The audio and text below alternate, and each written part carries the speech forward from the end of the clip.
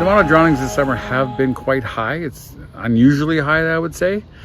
So it's very concerning to us because we're the ones coming out and assisting the RCMP in recovering these individuals. So far this year in BC, we've seen 23 drownings compared to 36 to the same date last year. So the total numbers are down, but the unusual thing is that of those 23 we've seen this year, 10 of them are in the Thompson Okanagan area. And in fact, 5 of those in Okanagan Lake. And that is very unusual. That's 45% of the total drownings, which is much higher than most other years. Mitchell says, like the latest person missing in the lake, tourists are especially vulnerable. Certainly public education is very helpful. Messages on websites, signage right at the site, so that somebody that may not be familiar with the body of water has some knowledge of what to expect. For instance, drop-offs in some lakes that are unexpected by visitors that don't know the lake or the body of water.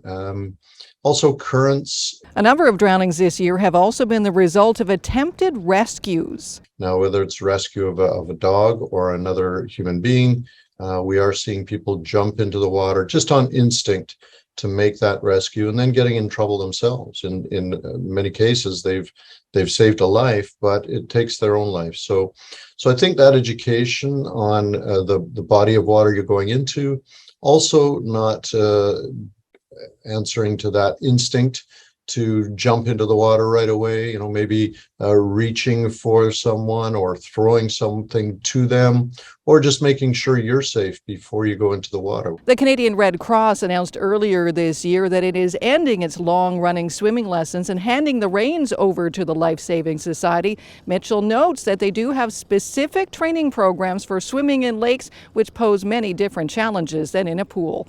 In Kelowna, Cindy White, Castanet.